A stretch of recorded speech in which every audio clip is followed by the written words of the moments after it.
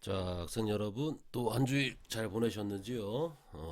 이번 주차에는 지난주에 배웠던 GIS 데이터와 관련돼서 그 데이터에 대한 처리와 또 GIS가 가지고 있는 주요한 기능에 대해서 살펴보도록 하겠습니다.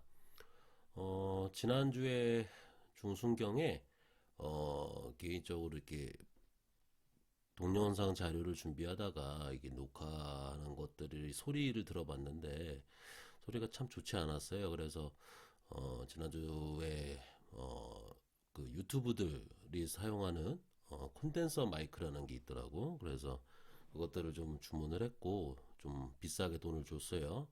한 26만 원짜리 아주 고가형 콘덴서 마이크를 구입을 해서 장착을 했는데 아무래도 기존에 노트북에 대고 녹음하는 것보다는 소리가 좀 더 좋을 것 같습니다. 먼저 GIS 데이터의 처리에 관련된 일반적인 프로세스 과정들에 대해서 좀 설명을 잠깐 드릴게요. 잠깐 펜 좀 뽑겠습니다. 일단은 지난 시간에 배웠던 것처럼 GIS의 데이터는 크게 두 가지 데이터로 종류가 나눠진다고 그랬죠. 첫 번째는 공간 데이터, 두 번째는 비공간 데이터. 공간 데이터는 크게 벡터와 레스터로 구성된 도형 자료로 구축이 되고요. 비공간 데이터는 뭐 문서 대장, 통계표나 수치 데이터 등의 의한 속성 자료로 크게 구분이 된다고 그랬습니다. 보통 이제 그 도형 자료로 불리는 자료들을 특히 벡터 데이터 같은 경우는 일반적으로 이제 과거에는 이제 수치 컴퓨터 기반으로 프로세싱을 하는 게 GIS 기술이다 보니까 기존에 이제 수치 형태로 된 지도 데이터들을 만들어지기 이전에는 종이 지도들을 이용을 해서 이 종이 지도를 수치 형태로 바꿔주는 일련의 작업들이 좀 필요했습니다. 그래서 종이 지도, 수치 지도 이런 자료들이 이제 도형 자료로서의 벡터 자료로서 활용이 좀 됐었고 또 영상 지도나 각종 도면 등 이것들이 이제 레스터 데이터로 작용을 했죠. 이런 자료들을 모아서 일반적으로 이제 종이 지도 같은 경우는 다음에 일련의 과정들을 거치게 되는데요. 오른쪽에 보이는 요 그림 있죠? 요 그림이 이제 종이로 되어 있는 지도들을 이용을 해서 수치화 시킬 수 있는 장치인 디지타이저라는 장치입니다. 그래서 이런 디지타이저를 이용해서 종이 지도를 걸어 놓고 종이 지도에 표현되어 있는 많은 사상에 대한 객체들을 이 오른쪽에 보시면 이렇게 마우스처럼 생긴 거 있죠? 요 놈을 이용을 해갖고 일일이 등고선을 스캐닝하고 등고선을 따라 그려주고 뭐 도형 자료들도 그려주고 선, 도로, 뭐 건물, 시설물 등등에 대한 객체 레이어들을 종이에서 모두 따라서 그릴 수 있게끔 표현을 하게 되면 이게 디지털화된 자료들을 만들어지는데 이런 기능들을 보통 우리가 디지타이징이라고 합니다. 또 좀 편하게 하기 위해서 이것들을 이제 스캐닝 하는 작업들이 있어요. 대형 스캐너 같은 것들을 이용을 해서 스캐닝하는 작업들이 좀 있고 그 스캐닝한 자료들을 데이터를 바탕으로 해서 이거를 벡터화 시키는 작업들을 벡터라이징이라고 해요. 벡터라이징. 다음에 레스터 데이터 같은 경우는 말 그대로 사진이잖아요. 이 사진에 있는 점 하나의 픽셀들에 대한 대응하는 값들이 각각 이제 우리가 토폴로지라고 해서 위상 데이터화 시켜주기 위해서는 각 픽셀이 가지고 있는 단순한 사진의 해상도 자체에 대한 최소 요소들을요 지도화 시켜주는 작업들이 필요하게 되는데 이거를 지오 레퍼런싱이라고 해요. 또 그 하부적인 단위로서 지오 코딩, 지오 태깅이라는 말들이 좀 있습니다.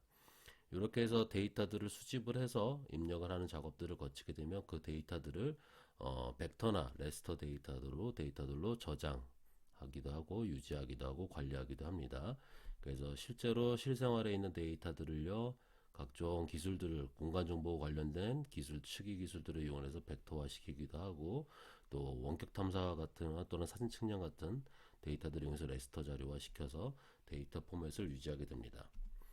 자, 이러한 데이터들을 바탕으로 해서요, 각종 데이터들을 검색을 하거나 또 필요한 자료들을 연출, 편집하거나 또 벡터와 레스터 데이터들을 서로 조합하는 작업들인 조작이라는 단위가 세 번째 과정이 됩니다. 여기서 조작을 한다는 것은 말 그대로 그냥 뭔가를 움직여서 만든다는 거지 데이터를 뭐 어떻게 나쁘게 바꾼다는 그런 나쁜 의미는 아닙니다. 자, 그 다음에 이렇게 데이터가 구축이 되면 내가 이제 필요로 하는 의사결정에 요구되는 어떤 질문들을 던져야 될 거예요. 그걸 쿼리라고 그런데 그랬고, 그 질의된 데이터를 바탕으로 분석할 수 있는 다양한 공간 분석 기능들을 탑재하고 있습니다. 그거는 GIS 소프트웨어인 GIS 툴이라는 곳에 툴 등의 소프트웨어에 이제 많이 심어져 있고, 지난 시간에 잠깐 말씀드렸지만, 에슬이라는 미국의 회사야. 이제 전 세계 최대 GIS 회사인데요. 거기서 만들어 놓은 아크 GIS나 아크 맵이라고 불리는 소프트웨어가 아주 유료화되어 있는 가장 강력한 GIS 툴로서 이용이 되고 있고, 또 무료로 배포되는 소프트웨어들이 있어요. 그래서 각각의 뭐 GIS에 필요한 모든 공간 분석에 대한 기능부터 해서 데이터 편집 이런 것들에 대한 솔루션들을 다 모아서 이제 이용자들이 서로 코딩들을 공개해서 그 코딩들을 수정해서 만드는 QGIS라는 소프트웨어가 있습니다. 그래서 QGIS 이런 소프트웨어들도 이용을 해서 내가 필요로 하는 의사결정에 필요한 정보들을 질문을 던지게 되면 각종 공간 분석 기법을 이용을 해서 최적의 솔루션의 결과를 도출할 수 있게끔 해주는 과정이 질의 및 분석 과정입니다. 다음에 마지막으로 이렇게 분석된 결과물이 나오게 되면요, 이 분석된 결과들을 바탕으로 이제 시각화 시켜주는 비주얼라이제이션 해주는 디스플레이 기능과 그것을 뭐 우리가 도면으로 출력을 하든 아니면 프린터로 출력을 하든 이런 아웃풋 과정들이 마지막 단계가 되겠는데요. 여기에서는 이제 통계 분석된 결과들 또는 도표화된 물건 이제 결과들 또는 결과물에 대한 비주얼들을 좀 어떻게 강조해서 내가 보여주고자 하는 결과물을 어떤 특징들을 시각화시켜주는 그런 단계들을 거치게 됩니다. 이렇게 해서 결과물들이 만들어지면 여러 다른 시스템들 있죠. 타 시스템의 데이터베이스와 연계 과정을 거쳐서 우리가 의사결정에 최종적으로 필요한 단계의 결과물들과 그 의사결정의 최종적인 결정 과정들을 거치게 되겠죠. 이게 일반적인 GIS 데이터의 일련의 처리 과정들이고요. 이 처리 과정별로 세부적으로 오늘은 또 살펴보도록 하겠습니다. 먼저 데이터에 대한 입력 과정이에요. 이제 종이지도 같은 거 과거에를 기준으로 좀 할게요. 처음에 이제 이 GIS가 과거에 종이지도 제작 데이터 상태부터 만들어졌었기 때문에 각종 일단은 종이지도나 다른 다양한 데이터들을 우선 컴퓨터 기반으로 활용하기 위해서는요, 이것들을 디지털화 시켜줘야 되는 작업이 필요한 게 입력 과정입니다. 그래서 스캐너나 디지타이저 이런 장치들을 이용을 해서요, 입력 장비들을 사용을 해서 과거에 좀 오프라인 데이터들이 되어 있는 부분들을 컴퓨터 파일로 변환하는 작업을 거치게 돼요. 그래서 종이 지도나 디지타이징 하거나 이미지들을 스캐닝해서 만들게 되면 우리가 벡터화 시킬 수 있는 데이터인 도형 자료로서 만들어지게 될 거고요. 또 각종 문서에 있는 문서 자료들을 스캐닝을 해서 그것들을 디지털화 시키면 속성 자료로서 구비가 되겠죠. 또 우리가 일반적으로 읽어낼 수 있는 지금 여러분 눈에 보이는 것처럼 형태의 ASCII2 코드 형식의 파일로 변화를 하면 통해서 좌표라든지 수치 표고 모델 또는 라이다 데이터 또는 각종 측량에 대한 공공 측량에 대한 프로그램들을 이용한 코고 자료들 이런 것들을 얻어낼 수 있고요. 또 GPS로 얻어진 위치 정보 같은 경우는 3차원 좌표로서 변환을 과정을 거쳐갖고 우리가 공간 자료로서도 활용을 할 수 있겠죠. 또 다양한 포맷의 각종 자료들을 수치화해주는 작업, 이것도 입력 과정의 일환이고요. 또 CD롬이나 요즘에 뭐 USB 같은 거 있죠. 또 상업적으로 이용 가능한 여러 타 시스템과의 데이터베이스를 연계할 수 있게끔 포맷을 세팅해주는 과정도 입력 과정의 일환입니다. 또 자료 입력이 완료가 되면 도형 자료에 대한 토폴로지, 위상관계를 정립해주게 되는데요. 이러면서 우리가 필요로 하는 정보로서의 재탄생을 이루어지는 과정이 입력 과정이라고 할 수 있겠어요. 데이터 입력 과정은요, 크게 데이터를 입력하는 방법과 부호화 시키는 방법으로 크게 두 부로 구분합니다. 데이터 입력을 하는 방법에는 스캐너나 디지타이저를 이용해서 도면 자체를 수치화한 후에 컴퓨터에 입력하게끔 하는 방법이 있고요. 또는 공간 자료를 직접 취득하는 방법이죠. GPS나 토탈 스테이션 등의 측량 장비를 통해서 또는 획득한 자료를 입력하는 방법 등이 있고, 이미 제작된 수치지도, 이미 이제 국가적으로 국가 NGIS 사업을 통해서 전국에 있는 수치지도 축척의 1대 1000까지 아주 높은 해상도, 높은 축척의 대축척의 수치지도까지 구축이 되어 있죠. 이것들을 GIS에서 움직이고자 하는 데이터 형식, 지난 시간에 잠깐 말씀드렸지만 수치지도 같은 경우는 우리나라 포맷은 DXF 포맷으로 되어 있고, 여러분들 지난 시간에 레포트 조사해 보면은 그 이제 국토지리정보원에서 수치지도의 포맷이라고 해서 수치지도 버전 1.0과 2.0, 그래서 아마 NGI 포맷이라는 것도 있었을 겁니다. 이러한 데이터들은 공통적으로 GIS에서 활용할 수 있는 툴에서 많이 사용하고자 하는 이제 미국 에스리사에서 공통적으로 포맷으로 제시한 쉐이프 포맷으로 변환을 해야 되겠죠. 이런 변환을 통해 가지고 이 데이터들을 만드는 과정들이 입력 방법에 해당이 됩니다. 데이터를 부호하는 방법은요, 각종 도형 자료를요 컴퓨터 언어로 변환시킨다. 컴퓨터 랭귀지가 컴퓨터가 연산이 가능하게끔 해주는 것 중에 하나는 이진법이죠. 그죠? 이진법으로 변환을 시켜서 컴퓨터가 직접 조작할 수 있는 파일 형태로 바꿔주는 작업을 부호화 방법이라고 하고요. 레스터와 벡터 방식으로 자료가 변환되는 것을 의미한다고 생각하시면 될 것 같아요.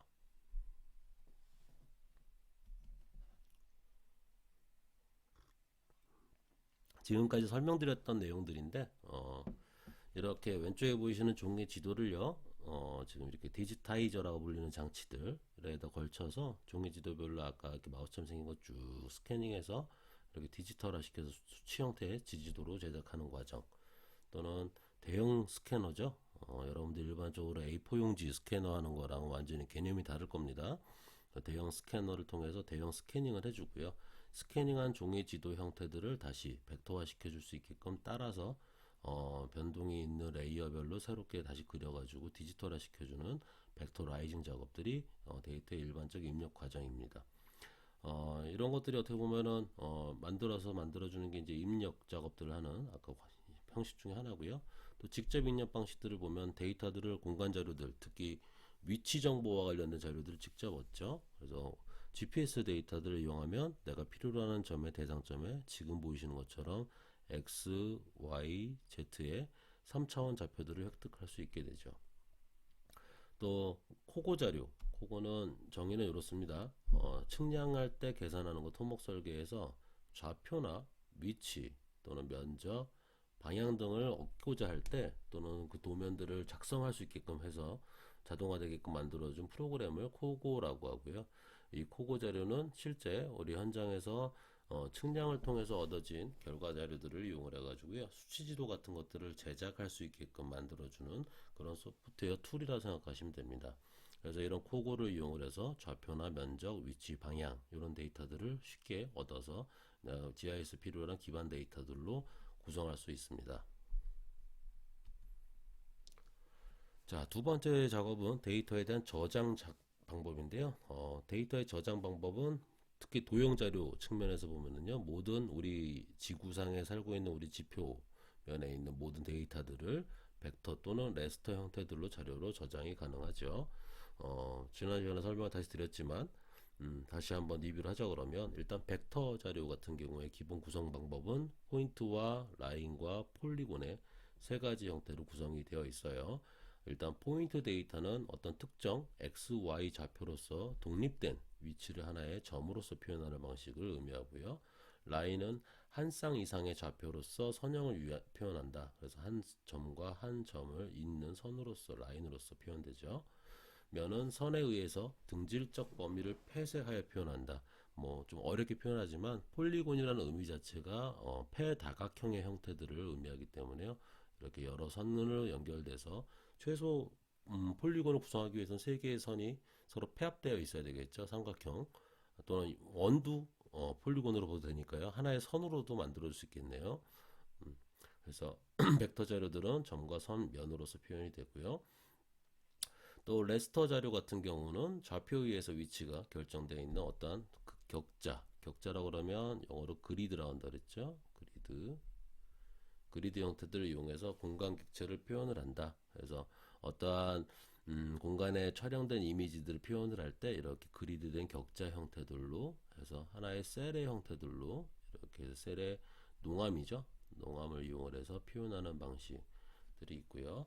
이 각 셀의 공간 자료들을 속성으로서 그 값이 뭐 예를 들어서 가시광선 영역대다 그러면 세 가지의 색깔로 표현될 수 있겠죠. RGB의 조합일 거고 하나 별로 0에서부터 255의 값을 갖죠. 그래서 0에서 255, 0에서 255의 각각의 값을 갖게 되는데 이 값들의 조합을 통해 갖고 우리가 여러 가지 색으로 표출할 수 있겠죠.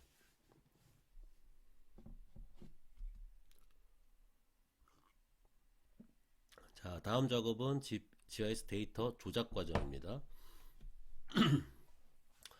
데이터의 조작 과정은요, 사용자가 필요로 하는 목적이 있어야 됩니다. 목적에 따라서 그걸 변환시키는 과정이나 또는 조작하는 작업을 얘기하고요.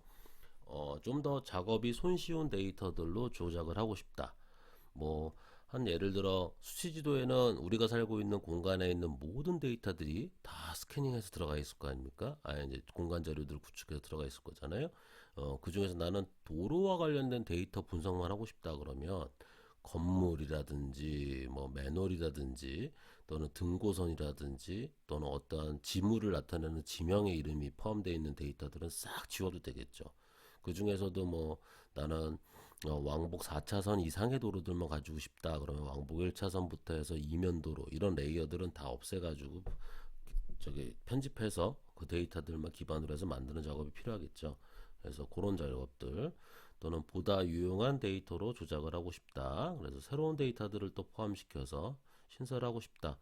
내가 도로 레이어 데이터들을 먼저 구성을 해놓고 내가 도로별로 있는 가로수들에 대한 정보들을 좀 얻고 싶다. 그래서 이 가로수가 뭐 예를 들어 교통사고가 발생이 됐을 때 이 가로수별로 가로수의 수목에 얼마만큼 자랐는지 수명에 따라서 이 가로수의 또는 수종 또 나무의 종류에 따라서 교통사고로 이 나무가 부러졌을 때 얼마만큼의 보상을 이루어져야 되는지 뭐 한국보험개발원에서 의뢰가 들어왔다. 그러면 그 수목에 대한 종류들을 조사를 하고 레이어별로 그 수목에 대한 위치, 두께, 수종 이런 데이터들을 만들어서 필요한 작업들로 데이터들을 세팅해야 되겠죠. 이런 작업들. 또 특정 지리에 대한 응답, 내가 필요로 하는 구조에 대한 뭐 어떤 질문들을 좀 던지고 싶다. 오른쪽 그림처럼 서울 시내 어딘가 강남구에 젊은 20대들이 많이 이용하는 곳에 신용카드 사용 범위들을 한번 강조해 보고 싶다. 그래서 이렇게 범위를 쭉 확대시켜서 거기서 볼 수도 있고요.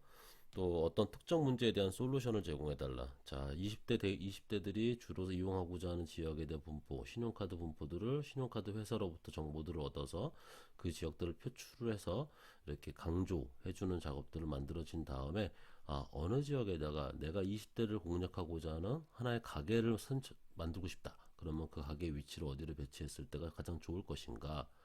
예를 들어 스타벅스를 하나 입지시키고 싶다 그러면 스타벅스의 공간 위치를 어디다 배치시켰을 때 우리의 이득은 얼마만큼 생길까 등등의 최적 뭐 이제 가게를 어디다가 스토어를 만드는 게 좋은지 적지 선정 같은 이런 솔루션들을 만들어내는 작업들을 하기 위한 과정들이 데이터 조작 과정이 되겠습니다. 또 추가적으로요, 이런 벡터 데이터들을 레스터로 변환해주는 작업. 또 반대로 이렇게 그림화돼서 픽셀로 되어 있는 표현 방법을 좀 더 명료하게 표현하기 위해 벡터 시키는 작업들. 또 도면이 서로 안 맞는 부분을 일치시켜주는 작업. 또 인접하거나 중첩되어 있는 도면들을 분리시켜주거나 필요 없는 도면들을 삭제하거나 편집. 또 대축척의 지도를 소축척으로 변환하거나 소축척을 대축척으로 변환해서 필요로 하는 레이어들을 추가를 하겠다라는 이런 일련의 작업들이 데이터 조작 과정에 해당이 되겠습니다. 또 데이터 지리 및 분석 과정에서는 보면은요, 일단 기본적으로 사용자가 다양한 조건들을 부여를 하죠. 그래서 뭐 여러 조건들을 부여를 할 텐데 그 중에 해당되는 조건들에 맞춰서 다양한 분석 기법, 뭐 지금 중첩도 나오고 망분석도 나오고 지역 모델링도 표출이 되고 있습니다만 이거 외에도 어마어마하게 많은 분석 기법들이 있습니다. 이런 분석 조건들을 부여해서 적합한 결과물들을 도출시키는 과정들을 데이터 지리 및 분석 과정이라고 할 수 있겠습니다. 그래서 분석 과정, 뭐 중첩 분석 같은 경우는 여러 레이어로 구분되어 있는 데이터들을 서로 합쳤을 때 그 데이터를 중첩시켜서 그 오버레이라고 그러죠. 오버레이 시켜서 표출되는 결과물들을 바탕으로 새로운 분석 결과들을 제시할 수 있게끔 해주는 것들. 또 네트워크 어널리시스라고 불리는 망 분석 또는 네트워크 분석이라고 하는 부분들은 최단 거리, 어느 지점에서부터 어느 지점까지 이동을 해야 되는데 경로가 여러 개가 있을 거예요. 여러 개가 있을 때 최적으로 갈 수 있는 빠른 거리가 무엇인지, 또는 최적의 거리는 무엇인지 등등, 또는 오른 아래 가운데 하단에 보이는 것처럼 강우가 발생이 되었을 때 이 유역 면적 내에서는 강우의 흐름들이 어떻게 움직이는지 지형에 대한 수치 표고 모델 자료들을 이용해서 경사향과 경사도의 분석 결과들을 바탕으로 유역의 물이 강우량이 어떻게 발생됐을 때 강우량에 대한 강수가 어떻게 흐르는지들을 분석을 하거나, 또는 지형 모델링 같은 경우는 3차원 3D 분석이죠. 레스터 데이터하고 3차원으로 지형을 만들어 놓은 수치 표고 모델 자료들, 수치 표고 모델 자료들과 이미지 자료들을 3D로 이렇게 입혀가지고요. 가상으로 내가 뭐 골프장 같이 이렇게 설계 도면을 하겠다 그러면 골프 칠 때 어떻게 가시성이 좀 어디가 보이고 가려지고 이런 것들에 대한 가시성 분석, 또 아파트를 하나 드리겠다 그럴 때 그 주변에 대한 부분들, 한전에서 송전탑을 신설을 해서 송전 선로를 깔려고 하는데 주변에 이제 전자기파 등에 대한 영향들이 있으니까 주변의 주거시설과의 거리가 얼마만큼 되는지에 대한 분석 등에도 많이 이용이 될 겁니다. 그래서 중첩 분석 같은 경우는 예를 또 들면 다음과 같죠. 우물이 있고 건물 레이어가 있고 강 레이어가 있고 토지에 대한 토질 정보가 레이어가 있을 때 이런 데이터들 서로 오버레이 시켰을 때 우물에 대한 부분들이 어디에 위치 배치되어 있다는 걸 확인해 볼 수도 있고요. 또 망 분석을 할 때 지금은 여기는 이제 뉴욕의 맨하탄인데요. 내가 위치하고 있는 어떤 지점에서부터 병원까지 이동을 할 때, 호스피탈까지 이동을 할 때 최적으로 갈 수 있는 빠른 거리, 응급으로 갈 수 있는 거죠. 그러니까 우리 이제 우리나라로 따지면 119 구급대 같은 경우인데요. 그런 이동 거리가 얼마만큼 빨리 갈 수 있을까? 그런 부분들. 그다음에 이렇게 3차원 형태로 불규칙 삼각망이라서 2학기 때 설명드린 게 있어요. 불규칙 삼각망으로 지형의 높낮이들을 표현을 해서 DEM으로 구현을 하고, DM과 레스터 데이터의 이미지 자료를 결합시켜서 아까 오른쪽에 본 것처럼 3차원 공간 분석에 대한 부분들, 가시성 분석이나 또는 요즘에 새로운 높은 건물들이 좀 많이 지어지잖아요. 그렇고 고층 건물이 지었을 때 나의 예를 일조권에 대한 방해 부분이 있는지 없는지를 검토하거나 그런 부분들을 하고자 할 때 많이 이용을 합니다. 질의는 아까 말씀드린 것처럼 어떤 특정 조건에 맞춰서 결과물을 획득할 수 있게끔 해주는 작업이고요. 기본적으로 GIS 툴에서 세팅이 되어 있다. 아까처럼 내가 어떤 특정 지점으로 분석을 해달라 해서 버퍼 분석 같은 것들, 또는 내가 논리적으로 만드는 거죠. 내가 지금 현재 어느 지점에서부터 반경 1km 이내에 위치하고 있는 맨홀의 크기 중, 맨홀의 종류 중, 예를 들어서 상수도에 관련된 맨홀만 찾아달라는 이런 조건들을 부여를 시켜서 어떤 속성 자료들에 입력되어 있는 데이터들을 바탕으로 매칭되는 자료들을 그 조건에 부합하는 결과물들을 얻어낼 수 있게끔 그러한 작업들이 또 질의 과정이 될 겁니다. 그래서 이 조건에 부합하는 객체들을 리스트 시키거나 또 화면에 표출해주는 작업들을 거치게 될 거고요. 이 쿼리와 관련된 질의는요, 크게 세 가지 형태들로 구분을 시킬 수 있겠어요. 먼저 공간적으로 물어보는 공간상의 질의, 비공간상의 질의, 그다음 두 가지를 혼합한 복합 질의로서 구분을 합니다. 일단 비공간적 질의인 비공간 질의는 일단 데이터베이스 시스템에 일단 내가 뭔가를 속성 자료로서 인덱싱을 하고요. 그 인덱싱에 대한 항목별로 저장을 넣겠죠. 도로, 맨홀, 가로수, 교차로 이런 정보들을 입력해서 넣어놨을 때 그 규모들이 얼마고, 건물이면 건물이 철근 콘크리트로 만들어지지 철골 구조물인지 조적조인지 벽돌조인지 이런 정보들을 다 입력을 시켰을 때 그 인덱스를 구조로 바탕으로 해서 검색이 가능하겠죠. 내가 뭐 입력해 놓은 게 이런 정도의 데이터인데 갑작스럽게 입력하지 않는데 플라스틱으로 만들어 놓은 거에 속성 자료로서 입력해 놓지도 않았는데 데이터 입력 과정에서 갑자기 플라스틱으로 건물을 만들어 놓은 게 있나 검색을 해보면 지리가에 의한 답이 표출되지 않겠죠. 다음에 공간적인 지리는 지리 처리 과정이 좀 복잡해요. 그래서 처리하는 부분들에 대한 부분들이 데이터들도 우리가 살고 있는 실제 공간상의 자료들을 구축을 해서 이용을 하다 보니까 많이 복잡하기도 하고 내가 물어보자 하는 질의 쿼리 내용에 따른 조건에 부합해서 연산하는 거의 기법들도 되게 많이 종류들이 많기 때문에 처리 과정에서도 많은 시간이 걸려서 지금 현재까지도 지속적으로 연구되고 있는 부분 중에 하나입니다. 뭐 한 예를 들어서 공간적인 지리를 던질 때 가장 많이 운전자들이 이용하는 게 내가 어딘가에 목적지를 가기 위해서 최단 거리를 경로를 잡을 텐데요. 뭐 예를 들어 SK텔레콤이나 뭐 KT나 또는 통신사별로 사용하고 있는 뭐 저기 뭐야 내비게이션 맵들 있잖아요. 거기서 찾아주는 것들이 다 경로들이 달라요. 그죠? 그래서 그런 부분들 또 최적 경로를 찾을 때 내가 뭐 교통 정보들을 어떻게 LBS 데이터들을 이용을 해서 접목을 시켜갖고 이용하는 그런 내비게이션 맵을 사용하는 거랑 일반적으로 그냥 현재 도로 상태가 반영이 되지 않은 상태로 계산하는 거랑도 달라지죠. 그래서 이 공간 지리 같은 경우는 일단은 뭐 저기 사용자가 어떤 내가 이용하고자 하는 GIS 데이터에서 어떤 데이터가 가지고 있는 공간 자료들에 대한 객체 정보나 또는 거기에 해당되는 속성 자료들이나 이런 것들을 자꾸 좀 더 명확하고 계산하에 연산하에 쉽게끔 그래서 쿼리에 대한 결과물들을 찾을 수 있게끔 데이터들을 얼마나 잘 만들어서 생성을 해놓는지에 따라서 그 GIS의 막강한 기능들이 발휘될 수도 있고요, 안 될 수도 있습니다. 복합적인 지리는 공간상의 지리와 비공간상의 지리를 결합해 놓은 건데요. 뭐 예를 들어서 삼척시 그러면은 내가 어떠한 GIS 데이터 중에 삼척시에 해당되는 놈만 연산이 될 수 있게끔 들어가겠죠.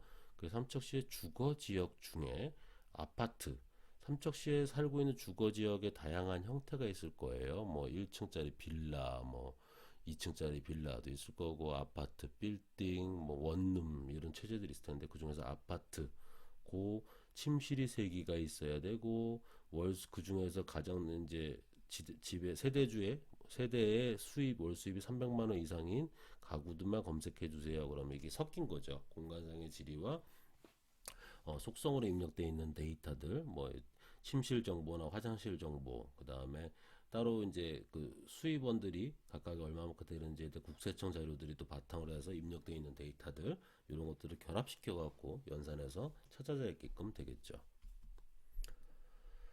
공간 지리를 뭐 다른 이제 비공간 지리나 혼합 지리 같은 경우는 여러 가지가 있을 수 있고 내 입력하는 내용에 따라 달라질 수 있으니까 뭐 거기에 대한 부분들은 자세하게 논의하지 않겠습니다만 공간에 대한 지리, 공간 지리에 대한 종류들은 몇 가지가 있어서 그걸 좀 훑어보도록 할게요. 또 시험에 좀 몇 번씩 나오더라고. 먼저 컨테인먼트 쿼리라고 해서 포함되는 지리라는 거죠. 그래서 내가 어떠한 데이터를 바탕으로 질의하고자 하는 영역을 R, 요게 예를 들어서 지금 분홍색으로 표시되어 있는 거, R 영역이라고 합시다.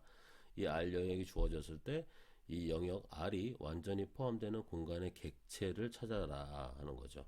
그래서 지금 같은 경우는 이 R이 포함되어 있는 공간의 객체는 이것도는 아니지만 요 해당되는 요 공간의 객체들은 R을 포함할 수 있는 내용들이 되겠죠.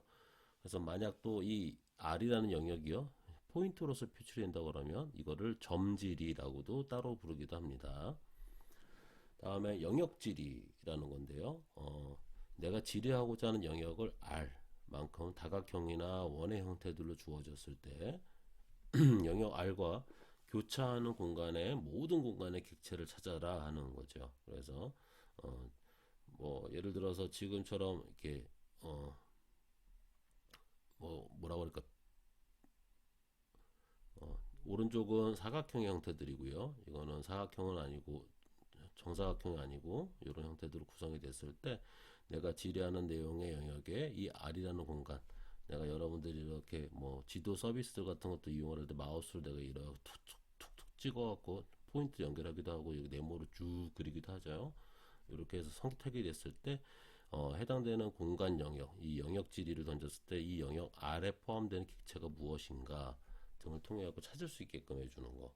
그죠? 이 영역 R이 직사각형이나 정사각형 형태들로 구성이 되면 이거를 윈도우 형태다. 그래서 창문 지리, 그래서 윈도우 쿼리라고도 부른다.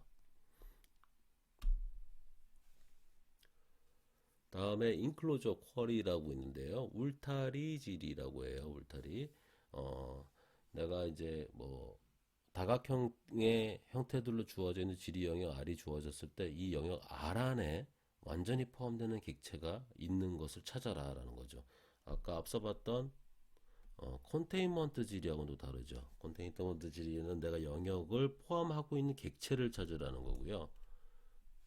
얘는 울타리 지리는 내가 영역 R을 포함 그 안에 다 들어가 있는 영역을 찾아라는 거죠. 뭐 예를 들어서 영역 R이 이만큼의 바운다리가 쳐져 있는 영역 R이다. 그랬을 때 내가 인클로즈 쿼리를 던졌다. 울타리 지리를 던졌다 그러면은 여기에서는 얘의 객체는 포함되지만 얘는 일부만 포함이 되기 때문에 얘는 빠지게 됩니다. 그죠? 그래서 이게 인클로저 질이다. 다음에 K nearest neighbor qual이라고 해서 K 최근접 질이라는 게 있습니다. 어떠한 공간 객체 P가 주어졌을 때 여기서는 원의 형태, 점의 형태들로 주어졌네요. 점의 형태들로 주어졌을 때 객체 P로부터 가장 가까운 거리에 있는 K개의 객체를 찾는 질이다라는 거죠. 뭐 예를 들어서 내가 K를 값을 2를 줬다 그러면 내 P점을 기준으로 얘로부터 두 개에 해당되는 놈의 반까지를 찾아라 그러면은 얘에서도 가장 근접한 첫 번째 거, 두 번째 거까지 찾고 나머지 영역에서 해당되지 않는 것들은 다 빼는 거죠. 그래서 제일 근접한 놈들의 데이터들에 해당되는 것만 추려낼 수 있게끔 해주는 거. 뭐 예를 들어 여러분들이 내가 맛집을 찾고 싶어. 이제 네이버 지도를 다 꺼냈어. 그래서 GPS 키고 내가 있는 위치로부터 500m 안에 가장 가까운 가장 가까운 편의점을 찾아주세요 하고 치면 편의점이 여러 개가 검색이 되겠죠. 검색이 되면서 그 거리 순으로 정렬을 시키게 되면 이런 쿼리가 되는 거죠. 그래서 그 중에서 뭐 내가 가장 거리 가까운 거에 두 개만 보여줘. 뭐 네이버 지도에는 그런 기능까지는 없습니다만 그렇게 해주면 두 개만 순차적으로 나올 수 있게끔 해주는 그런 기능들이 이 K 최근접질이라고 합니다. 다음에 스페이셜 조인이라서 공간 결합이라고 해요. 그래서 두 개의 공간 객체의 그룹이 주어졌다. 객체가 되게 많은 거죠. 공간 객체가 여러 개가 주어졌을 때 각각의 객체가 교차하는 모든 쌍을 찾아주라는 거죠. 그래서 지금 보이는 것처럼 여러 그룹들이 있을 때 내 그룹을 만약 그룹핑을 이렇게 A 영역과 B 영역을 하나씩 S1과 S2에 두 그룹으로 쏙 주어졌을 때 두 그룹이 만든 모든 객체의 쌍을 부여를 시켜서 교차되는 여부들을 검토를 해서 찾아내게끔 해주는 그런 기능들을 공간 결합 또는 스페이셜 조인이라고 합니다. 다음에 데이터 분석 방법은요. 아마 다음 시간에 좀 더 상세한 분석에 대한 내용들을 다루게 될 것 같은데요. 일단 가장 기본적으로 쓰는 거는 오버레이입니다. 그래서 중첩 분석. 그래서 지도들에 대한 다양한 레이어들을 서로 중첩시켜서 필요한 정보들을 만들 수 있게끔 해주는 데이터들을 얘기하고요. 뭐 가장 쉬운 예로서는 여러분들이 뭐 네이버나 다음 카카오 지도 서비스를 이용할 때 일반적인 지도 레이어 상태에서 영상 지도라고 그러죠. 그거를 캐게 되면 영상 지도가 얹어지게 되겠고 내가 뭐 땅을 사고 싶은데 땅의 경계가 얼마만큼이냐 그러느냐 그러면 지도에 대한 레이어들 소속 포함되어 있는 어, 그러니까 뭐 뭐라 그럴까 그 안에 레이어로서 포함시켜 있는 지적도를 보고 싶다 그러면 지적 정보를 켜주게 되면 또 영상 지도로 표출되어 있는 상태에서 지적 경계가 어디를 이루고 있는지 보여줄 수 있게끔 해주는 작업들 그것을 위상학적 지도의 중첩 과정이다 또 오버레이라고 한다. 두 번째는 버퍼 분석 같은 거 영향권 분석 지금 오른쪽 그림이에요. 그래서 어느 대상이 되는 지점을 기준으로 해서 뭐 대학교가 있으니까 대학교 기준으로 해서 이 대학교의 바운다리 이렇게 버퍼를 그려주고 또 어디 지역을 기준으로 그려주고 기업 상권, 뭐 지하철 가까운 지역으로 버퍼링을 해주고 요거를 버퍼 분석이라고 그래요. 나중에 좀 다시 설명을 드리겠습니다. 버퍼에 대해서는. 그래서 버퍼 분석 같은 거, 한 지점을 기준으로 해서 내가 영향을 미칠 수 있는 반경에 대한 버퍼 영향권을 그립니다. 그려서 거기에 해당되는 내용들을 뭐 교차해서도 분석할 수도 있고요. 그래서 맥도날드를 어디다 입점시키면 가장 좋을까? 이런 분석할 수 있던 GIS의 하나 예시고요. 뭐 근림 분석, 경향 분석 이런 것도 나중에 또 설명드릴 거고요. 가까운 거리에 대한 분석, 어떤 변화가 있는지 시기적인 차이에 대한 시대적 차이에 대한 그런 것들 보고자 할 때, 또 패턴이나 관계, 경로에 대한 모델링, 레스터 데이터들에 대한 모델링, 복잡한 공간 분석 이런 것들을 데이터 분석에서 여러 가지를 다루게 됩니다. 그래서 뭐 왼쪽 하단 같은 경우는 서울시 아파트 매매 가격의 상승률이 계속 이루어져서 강하게 이루어지는 것을 분석하고 싶다 그러면 쭉 나오죠. 이렇게 분석 결과들이 나오게 되고요. 서울에 얼마만큼 더워지고 있는지, 서울의 열선 변화를 1987년을 대비해서 2003년도에는 어떻게 변화가 되는지 보고 싶다. 이런 것들이 시간에 따라서 어떻게 변화돼 패턴에 대한 분석들이 나올 거고요. 그렇죠?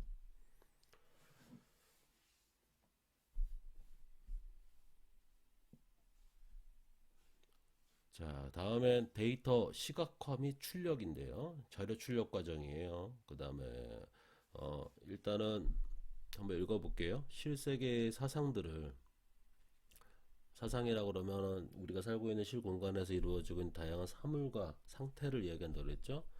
사상들을 축척에 따른 정확한 공간 위치상의 어떤 심볼로서 대체를 시키고 지리 영역 내의 전체 혹은 부분들을 시각적으로 설명하는 과정이다. 자료 출력 과정.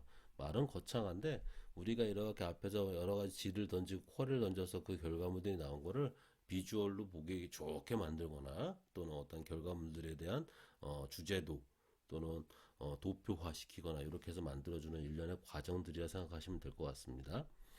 그래서 GIS를 통해서 추출되거나 분석, 재구성된 정보 데이터들을 이용을 해서 GIS 사용자 및 의사 결정자, 결정권자에게 전달하는 GIS 작업의 최종 단계이다. 이게 자료 출력 단계이다 생각하시면 됩니다. 여러 가공과 분석 과정을 거친 GIS 결과물들은요, 지도의 형태로 컴퓨터에 화면이나 또는 종이로 출력이 된다라는 거죠. 그래서 출력이란 과정은 모니터나 프린터 또 플로터 혹시 아시는지 모르겠어요. 어, 여러분들은 일반적으로 사용하는 프린터 같은 경우는 A4 용지를 기준하지만 플로터 같은 경우는 뭐 전지급 A0 사이즈급 해서 되게 다양한 사이즈의 크기의 도면들을 출력할 수 있게끔 대형 프린터라 생각하시면 됩니다. 다음에 보여주는 표출 장면들도요. 다양한 분석을 통해서 시각화해 주는 게 좀 중요하겠죠. 내가 열심히 분석해서 다양한 공간 분석 기법들을 적용해서 데이터들이 나왔는데 그게 아주 보기 편하게 또는 어떤 부분을 강조할 수 있을 때 그 강조에 대한 영역들을 아주 멋있게 보이게끔 해주는 작업도 중요합니다. 다음에 레이저 프린트를 이용해서 하드 카피를 만들거나 다양한 뭐 형식의 표, 테이블을 만들거나 또는 사용자가 정의로 해서 만들어 놓은 특정 포맷화된 보고서 형태들을 만들어줘라. 뭐, 뭐 예를 들어서 입력 데이터는 무엇이었고 분석 기법은 무엇으로 정리가 돼 있고 3번은 표출된 결과물이고 4번에는 결정된 의결 아니다.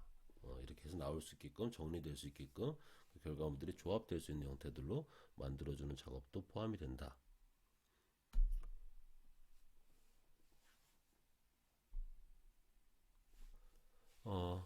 이제 지도를 좀 기준으로 잠깐 설명을 드리면요. 어쨌든 대부분의 결과물들은 GIS 데이터들은 공간상에 있는 자료들을 바탕으로 해서 분석을 하다 보니 우리가 살고 있는 실제 이 공간상에서 이루어져 있는 다양한 사상들에 대한 어떠한 내가 질의하고자 하는 질의 내용에 적합한 결과물들을 도출시키게 되는데 최종적으로 보여주는 거는 앞서 여러 사례들을 보지만 지도라는 백데이터 위에 그 데이터들에 따른 연관된 데이터들의 분석 결과물들이 표출되는 경우들이 많습니다. 그래서 어떤 지도들의 형태들로 출력이 될 텐데요. 거기에 지도 출력물에 대한 구성 요소들의 몇 가지 내용들을 좀 보도록 할게요. 제일 먼저는 기본이 되는 지도가 있어야 되겠죠. 그걸 지도 그림, 또 피거라고 하고요. 지도 자료의 몸체다. 그 다음에 지표의 좌표들을 참조하는 지도의 부분이다. 기본적으로 지도라는 거죠. 전체 지도의 좌표 체계를 사용해서 지도 자체에서 위치를 선정한다. 그래서 통일된 좌표 체계를 갖추고만 있어야지 내가 얻어져 있는 다양한 위치 정보들을 또 결합을 시켜서 그 위치 좌표기가 서로 통일되었을 때만 그 위치가 반듯하게 올려져서 표출이 될 수 있을 테니까요. 또 경위도와 관련된 네트워크나 격자 형태, 또 방위표, 그렇죠? 방위표 여러분들 알죠? 이렇게 대에서 남과 북을 표현하는 이런 방위표들 해서 이런 부분들이 좀 제시가 되어야 된다. 다음에 이 지도는 무슨 데이터들을 나타내는 거다 해서 그 데이터들을 표현하기 위한 심벌을 사용을 해서 간략하게 표현하기 위한 부분들이죠. 예를 들어서 내가 상수도 매너는 이렇게 동그라미 표시합니다. 뭐 하수도 매너는 여기다 두 줄 동그라미 표시를 합니다. 뭐 전신 매너는 이렇게 표시를 합니다. 이런 심볼들을 표현을 해서 범례로 레전드로 만들어 놓고 그거를 실제로 지도 그림 위에다 표출이 되어 있겠죠. 다음에 이 매개물들을 구별할 수 있는 크기들의 형태들로 만들어진 경계 분위기 있습니다. 우리가 보통 일반적으로 지도라고 불리는 지형도에서는 도곽이라고 한다고 그랬죠. 도곽. 지도의 최외곽, 그래서 도곽이라고 한다. 다음에 이러한 자료 출처를 만들었던 지도의 저작권, 제작한 기관, 날짜 등등을 설명할 수 있는 자료 출처와 관련된 내용들이 좀 포함이 될 거고요. 또한 앞서 얘기했던 도각, 이제 앞서 그림들었던 보면은 이제 이렇게 우리 지도에 보면 지도에 제일 종이 지도에 이렇게 큰 외곽 도각이 또 있고 그 안에 내도각 외도각 하는데 외도각 안에 보면은 좌표기가 있어요. 이렇게 좌표 값이 얼마고 위도가 얼마고 경도가 얼마고 이런 형태들로 표현되는 시각적인 틀을 여기서 얘기하는 도각이라고 보시면 되고요. 앞서 설명드렸던 이 경계라는 파트들은요, 이 도각도 좀 범위가 되겠지만 범례를 나타낼 수 있는 라인 박스가 이렇게 그려져 있다. 그 다음에 뭐 저기 도표로 심볼로 나타내는 내용이 뭐가 있다. 그 다음에 이거 제작했던 이제 아까 저작권에 관련된 지도 제작사나 뭐 날짜나 이런 게 표기되어 있는 글씨로 설명되어 있는 이런 것들 박스가 이렇게 그려져 있으면 이런 것들도 어떻게 보면 경계 아까 봤던 바운다리를 좀 포함시키면 될 것 같아요. 다음에 제목, 내가 표출한 결과물에 대한 제목이나 지역의 이름, 법례, 제작 정보, 축척 등을 포함돼서 문자 형태로 포함되는 문자 정보. 우리가 지형도에서는 이걸 뭐라고 했는지 혹시 기억할지 모르겠습니다. 2학년 때 설명을 드린 바 있는데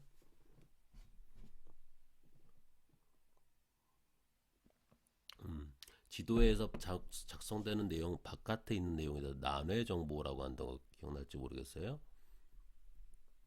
난해 정보라 생각하시면 될 것 같아요. 그래서 지표상의 사상들을 표현하는 점, 선, 면 등의 기본형 벡터 자료는 서로 다른 배치 규격이 있고 사상을 표현하는 명칭과 심벌을 중첩하는 방식에도 규칙이 존재한다. 그래서 지도 같은 경우를 예를 들면 지도는 이런 거를 표현하기 위한 도식 규정이 있다고 그랬죠. 축척별로 뭐 학교는 어떻게 표현하고 명승지는 어떻게 표현하고 논밭은 어떻게 표현하고 절은 또 어떻게 표현하고 이런 것들의 도식 규정들이 있다고 그랬습니다. 또 이 관심 지역의 이해를 돕기 위해서 세부적인 정보를 제공하기 위해서 고안된 지도 형태들을 삽입 지도, 인서트라고 해요. 그래서 뭐 일반적으로 우리 그때 기억할지 모르겠다만 이렇게 종이 지도가 우리가 이제 기본적인 지형도가 있으면 이 안에 여러 범례들이 그려져 있고 여기 가운데에 우리나라 전체 한반도에서 이 지도는 여기에 해당됩니다 하고 보여주죠. 그래서 그런 지도들을 삽입 지도라고도 합니다.